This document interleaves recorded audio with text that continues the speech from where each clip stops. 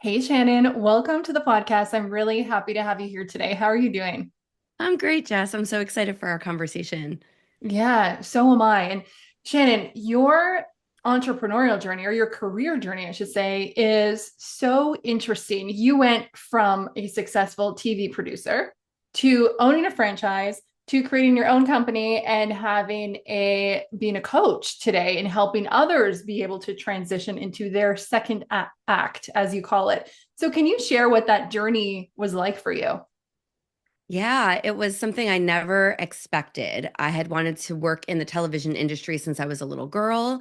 And so getting that opportunity and succeeding at it for so long, I worked in the industry for about 16 years. And then as I began to start a family, I had my one son while I was in Los Angeles, and then we moved back to the East Coast to be closer to my family. And I continued to work in New York City. And then I got pregnant with my second little one. And then it was just like something just changed in me. And I realized, okay, I'm away from my kids a lot. I'm stressing about this commute to get back to them after long hours in the city. Something has to give. And it was then that I realized, like, okay, I have to figure out what my second act is. And do so really just having no clue what a television producer could do anywhere else. So it was a lot of soul searching and like mindset shifting to figure out like, oh, my skills do transfer and I can do something else. And that's when I bought into a franchise as my first business. And I call it, I started producing my own life and, use my experience to produce this business and make that successful.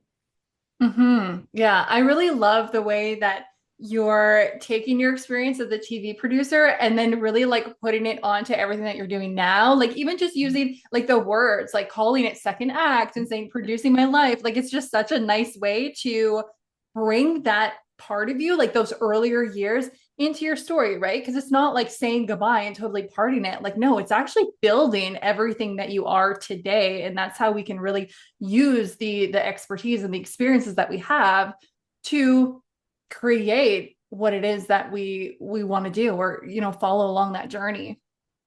Absolutely. And that's exactly it because I feel like you can change careers, but you're still that person and you can go back anytime. You still have those skills, you have that experience. So I always say I can go back and produce tomorrow if Oprah called. But I know how to do that, but I checked the box and said, okay, I did it. I accomplished that act. Let's figure out what else we can do and look at it more like an adventure, like wow, I get a chance to reinvent myself and do something else that I love. And I try to encourage that in other people too, that just because you chose this career at 20 doesn't mean you have to do it until retirement. You can check the box and then figure out what else will bring you joy and move towards that. Yeah, absolutely. All kind of like stepping or the staircase to get to where you want to be and something that really feels truly fulfilling and it's forever continuous, right? Like you're saying, if Oprah does call, like, yeah, maybe you'll be like, you know what? I might.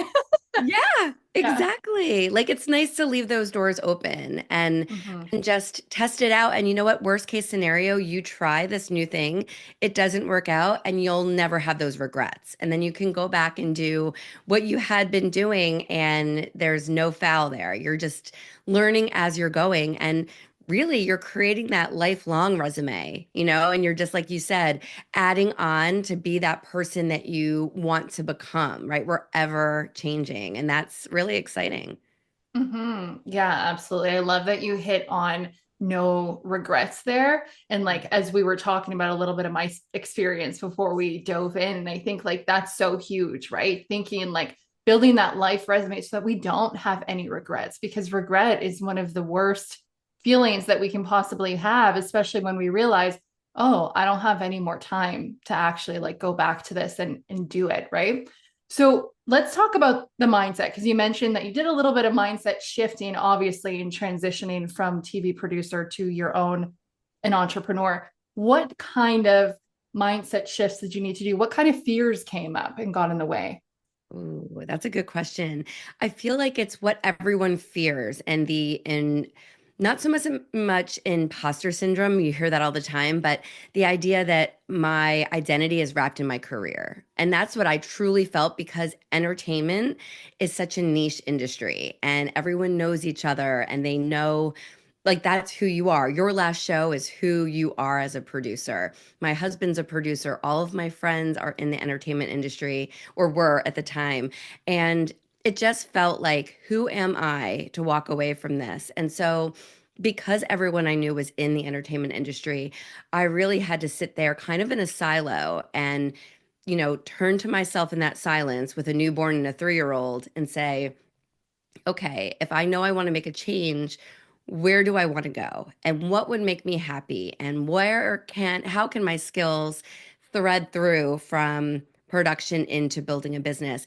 And it just took me having those conversations with myself that made me realize, no, I'm not grieving something. I'm literally, like I said, checking the box and saying, I did it, I accomplished it. Celebrate that and move on to something else. And I think that shift was me saying, I'm still the same person. I'm just going to try something new. And that it's not grieving the loss of who I am, it's getting excited for that next step. And, and yeah, and I feel like that's where it can get exciting, but nothing can happen until you turn inwards and really have that talk with yourself. And so few of us do that. We just go, go, go, that we don't stop and pause and have that like inner check-in. Yeah. And did you have the support of your husband and your friend being in the entertainment industry? Were they supportive of you wanting to venture off, or was it like, oh, you know what? There's a lot of opportunity here. Yeah, it was that for sure, kind of like intervention, right? Like, well, what's wrong? Why? You're leaving this really well-paying, exciting job to do this. And I had to push back a lot with friends and say, no, this is what I want to do. I'm choosing this path, which is exciting in the sense that, I had the power. I could control what I was about to do. And I just said, trust me, trust me. My husband was supportive, especially when I launched that first franchise business. He saw the potential and then eventually saw how it was growing quickly. But yeah, there were definitely those, oh, what's wrong? And I feel like I've always been that person who kind of goes against the grain and does like the kind of crazy outside of the box things.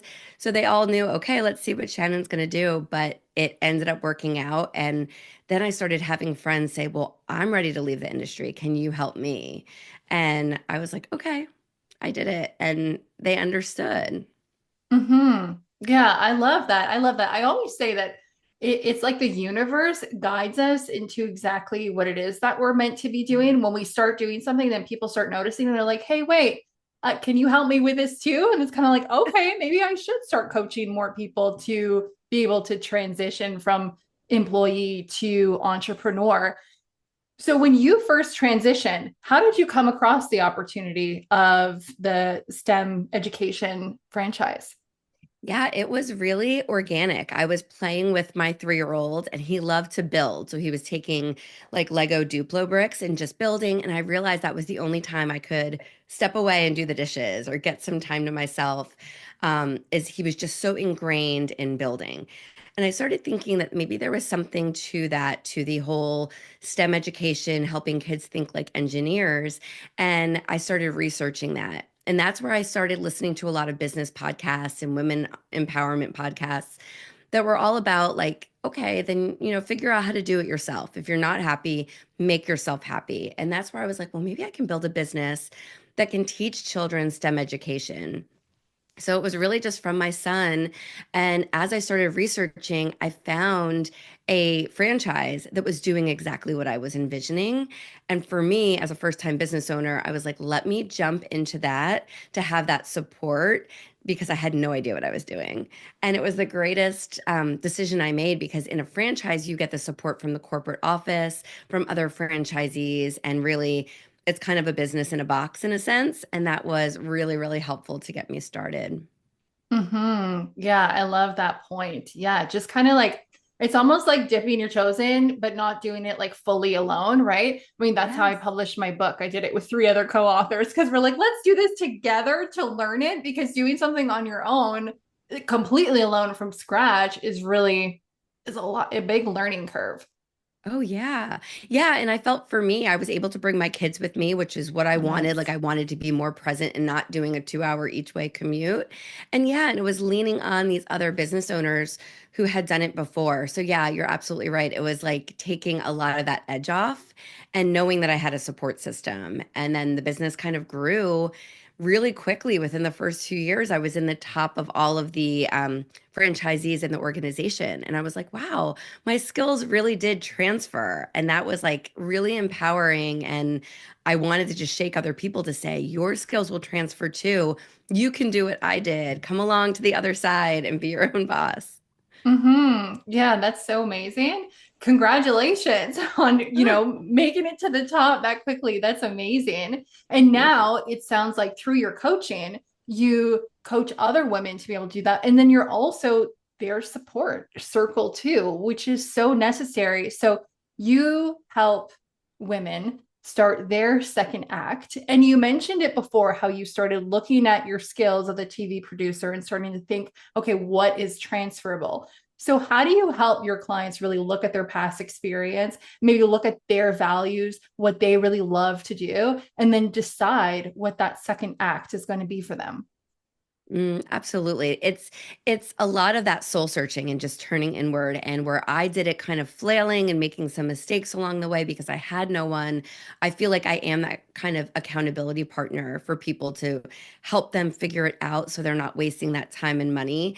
And I use UMAP. It's a career assessment. I was certified in it a few years ago. And I love it because it really outlines what you mentioned, your values, your skills, your personality, your strengths, so that you have this list. And when you're looking for that second act, and sometimes it's easy to say, I'm miserable where I am. I want to make a jump. And you take that first thing that comes about. And then a lot of times you'll realize that, oh, I'm in the same place I was, just a different role. And so I don't want you to do that. I want you to be able to look and really be confident in what you're choosing. And UMAP helps you like outline everything so that you can look at it and say, you know what, I might be good at numbers, but I really don't want to work with numbers anymore. And it keeps you aligned when these other opportunities come up to make sure that you're focused on what you really want. Because when you're starting over in a second act, you get to be a little bit more choosy and really say, I'm going to focus on exactly what I want, what my non-negotiables are, and make this a move that is really going to fulfill me. Right, exactly. If we are starting something new, we want to make sure that it's totally aligned, right? If we're going to be leaving something, and I think Yes. full-time employment, a lot of people see that as the security, right? So if we're going to be leaving into something a little bit of like an unforeign territory, then we really want to make sure it's aligned because there's a lot of uncertainty that comes with that. So Hmm. on your website, it says you help women go from burnt out employee to fulfilled entrepreneur in 6 months or less. Now, talking about or looking at more like the financial aspect, sometimes it is difficult to really build a business that could sustain you and completely replace that full-time employment income. And so, is that what you mean by that? Or how do you help people really, or maybe how long does it typically take for people to start getting that financial success and that sustainable success reoccurring financials month after month? And that can take a lot of time too, especially if you're opening a business, because a lot of business owners don't see that revenue for a year or even two. So, really, what I mean by that 6 months is that we're going to make that plan, decide what business you're opening or what transition you're moving into, and look at the financials and look at the calendar. And really, it's customized to you to see how long it'll take because you might start looking and say, you know what, I need to save a lot more money. So I'm not going to start my second act for a year. But within our time together, you'll have that plan and you'll be able to really look at the calendar and say, okay, if I need to save X amount of money in the next 12 months, then this is what I can do in the next 3 months to get myself there. And you can start doing your research, updating your LinkedIn, building your website. There's so many things you can do while you're still earning that paycheck. So I'm definitely not someone who says, pick a date, say I quit, and you'll figure it out. Because I want you to do it in a way that you're confident and you're not going to wreak that havoc on your family and your life because that is not sustainable. So, really, just to make sure you can have this plan in place where you feel confident. And it is the research. I really think that research equals that confidence piece. And that if we start together, by 3 or 6 months, you can have that plan and then you'll know the roadmap to get you there. So, everyone's different, but I think you don't want to rush something until you're 1,000% confident. Absolutely. You Mhm. don't want to jump into it without having that security too, and knowing that, like, okay, I can have this be sustainable and make this amount of money month after month. Yes.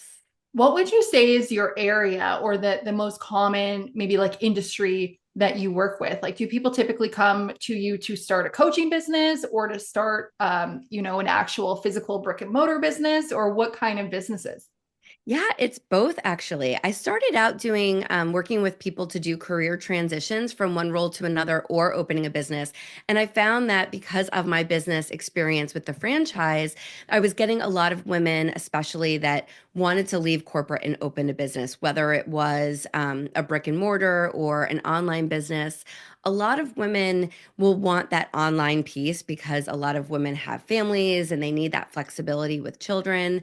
So we just try to figure out, like a lot of times they'll have a few ideas and we narrow them down of what will work and really, again, go back to looking at your past experience and your skills and then lock into what it is you're creating.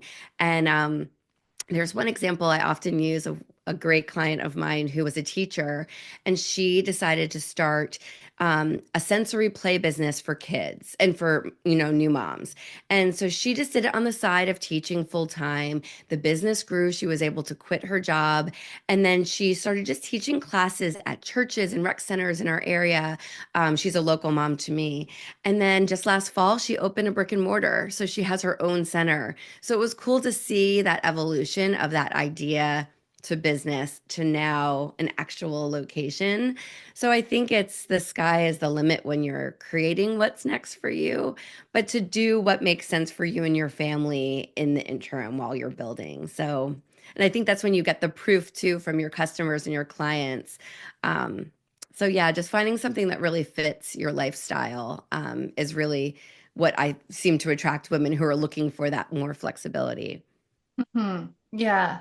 And how much do you focus on? I mean, it really does sound like you do focus on it more of like the strategy and the structure to it, because I feel like in this space, it could be a lot of the mind, more of that feminine energy, right, which is Mhm. the creative energy. So the in our imagination we want to have fun. And I mean, when I'm looking at your business, I'm like, I love it so much, the fact that your logo has like the film tape, and I feel like you just totally incorporated your experience as a TV producer in your business. Like, that's so fun. How do people really balance though, like having fun, making the business feel aligned and feel good, but then if we want to move the needle forward, we actually need to get to work, and it may not be comfortable at times. It actually might be a lot of work, especially when you're just starting something. And so do you offer the real strategy for people to blend their passion and that fun and excitement energy with, like, okay, this is what we got to do to move the needle? That's such a good question. And I love it because there's different pieces to a business, right? So, yes, like you might be a coach and you know that one on one coaching is where you get the most income from your clients. But then you want to reach other people. So maybe it's starting a podcast or writing a book or speaking on stages or, doing workshops and courses. So you start like looking at what else can I do? And when we're working together, it's really what are you passionate about? And so if someone is like, I need the money, the revenue is what I'm focused on, then that's what we focus on. And we do testing and see, okay, what is going to bring in the most right now? And then I have other women who have a little bit more financial flexibility and are saying that they just want to serve others and they want to be able to make an impact out in the world. So then you can say, okay, well, maybe you can do some free workshops at your local library, or you can, start working in more of a creative, like passion project kind of side. But it's really each person knowing what their focus is. Like for me, I have my one-on-one clients, I have a course. I just wrote a book that's coming out in a couple of months, and it's Start Your Second Act. So it's really teaching what I teach, but I'm able to get it out to more people that aren't able to necessarily work one-on-one with me. And that was a big passion project for me to be able to get that so I can reach people on a grander scale. Now, that's not going to necessarily bring a lot of money into the business, but it's something that I wanted to carve out time to do. It was a goal of mine. And so I think looking at everyone's individual needs and wants can be really fun because I love, all the different areas of a business, but it's seeing what that individual needs most for them and their family right now that we focus on. Right. Yeah. I love that. And I do feel that congrats on the book coming out. That's super exciting too. Thank My you. Thank gosh, you you're so just doing so many things. much. Trying. Um, but yeah, but a book is a great marketing tool too. And I found that with my business because you could take that and go to speaking opportunities where then you're meeting more people. So it's a great way to really market and reach that wider audience. And if you have it on bookshelves or on Amazon, like who knows who could really see it, right? I mean, it's the same thing for a podcast, but it's just having that extra thing to be Yeah. able to reach even a wider audience.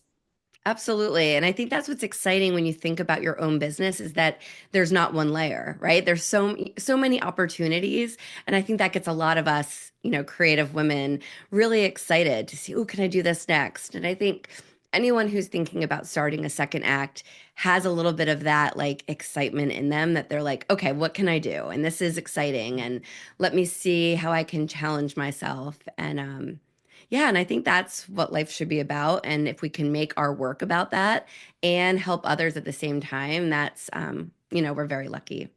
Yeah. So if there's anybody listening right now who is feeling a little burnt out and exhausted and unfulfilled in their employment, wants to start that second act, feels like they have an idea, but maybe they're not totally certain, and maybe they're feeling a little bit of imposter syndrome coming on, or they don't really have the support around them either. Like, what would you recommend to them to take like the next step forward? Yep, that's so great, especially with the world we're living in now. With when there's so many layoffs, it's just a lot of unknown. I would say the first thing to do, whether you're working or not, is to do that research. I always say learn before you leap. So if there are a couple of ideas, really spend that time, whether it's your lunch break or later at night before bed, just carving out 15, 20 minutes a day or a week even to look at what maybe running a business like you're thinking about looks like, or that new role at a different company looks like. And you can research online easily. You can reach out to people on LinkedIn who are already working in that role and ask them for conversations. But a lot of times when you think, oh, this looks great, and you start that research, you'll realize, oh, that's not really what I want after all. So give yourself the chance to really research it and know if it's something that will work with you in your second act. And sometimes you can cross it off the list and look for something else. But I think the more you can research and get a feel for what that day to day would be, the more realistic that idea will become. And so that's the first thing I would say before you do anything else, just do your research. It's free, it's easy. Read a book, listen to a podcast, dive into that industry or that field, and just soak it all in and see how it aligns with you. Aren't we so lucky today that like all of this information is at our fingertips? Like It's, just a yes, quick Google search. I'm honestly thinking too. I mean, you can just go on ChatGPT once you have an idea and be like, what would the day to day look like in this? I feel like there are so some easy. YouTube channels too that you can look like day in the life of an entrepreneur or something and just kind of see how it is. There, I mean, there's so many things out there. So many. And then at least you'll know, right? Because sometimes Hmm. it always looks greener on the other side, and the grass is not always greener. So it's like the more you can look into it. Same thing, like if you're interested in a company or an industry, to go on LinkedIn and see like a friend of a friend knows someone at this company, just message them and say, "Can I just ask you a couple of questions or hop on Zoom for 5 minutes and have a coffee?" Like just that information rather than leaping blindly and then being disappointed. Yeah. You mentioned LinkedIn a few times now. Would you recommend that we are all on LinkedIn? I mean, I've heard, that LinkedIn used to just be more for professionals, but then now it sounds like it's kind of becoming more like a Facebook because people are just posting no, like regular things, not necessarily business related. Um, but what's the bonus of having LinkedIn? And would you recommend that everybody gets on LinkedIn, especially if you're looking to become an entrepreneur? Oh, 1,000,000%. I think it's really becoming another social media platform, and people are posting videos or posting reels. I just posted like a random post this morning that wasn't really, it was more inspirational than business related. And, those people who relate to it will find it. And I just feel like it's just another really amazing algorithm to bring people that you want to connect with to you. So if you have those keywords in your messaging, in your headline, in your bio, it brings in those people and you're able to connect with people in the fields that you want to. You can have a business page, you can have your personal page, and then people from 20 years ago will see what you're doing now. And you just never know. I've had so many people from my first years in television years ago reach out now that they know that I'm coaching, want to be entrepreneurs. And they're like, "Can you help me? I'm finally ready to leave." And I haven't talked to these people in so long. And you don't think people are listening sometimes or seeing what you're posting, but they are. And so, yeah, absolutely. LinkedIn is the place to be. To just connect and learn and network, and it's by far, I think, the number one place that whether you're career hopping or you're starting a business, you should be on LinkedIn. Yeah, okay. Really cool. I mean, I do have an account on LinkedIn. I don't use it that much, to I be just honest. connected I'm with more on you. Facebook. Oh, you did? Okay. Okay. I obviously don't get my notifications to my phone either, but I'm going to go connect with you. Thank you for that. Yes. Yeah. Okay. Note to self. Very cool. And I didn't think, I mean, obviously, because it's social, it's a social media, but using keywords in your bio and all of that. And I do like how you can put all of your education and then connect with people who went to the same school as you. Like there's just so Yes. many ways to just connect with people that you have something in common with. We know if you have that, then it's like, oh, great. It's like the door is kind of has been nudged open to be able to Yes. have deeper conversations. Absolutely. And as a business owner, you can create newsletters now. I just created one a couple of months Cool. ago because I was putting blogs up on my website and I said, well, why not just take those blogs, make them a newsletter, and people who connect or are connected with you can follow them. And it's just another way to get into people's news feeds. And it just shows more of your expertise in whatever your industry is. So you can easily do that. And they can be short, like whatever you send out in your newsletter you can post in your own, or I'm sorry, in your email blast newsletter to your, people who follow you in the real world. But you can also take that and put that in your LinkedIn newsletter. And it's just a really another way to show up in the algorithm and have people say, oh, that's what Jess is doing now, or that's what Shannon is doing now. And it's just, yeah, it's fun to connect with people. I had an ex-boyfriend connect with me recently, and I was like, oh, haven't talked to him in so long, but now I know what he's doing and he knows what I'm doing, and who knows, like where Mhm. our connections can lead. So yeah, it's kind of fun in that way. Yeah. Okay. Very cool. I'm starting to see. Maybe I'll transition off of Facebook and a little more onto LinkedIn. Yeah.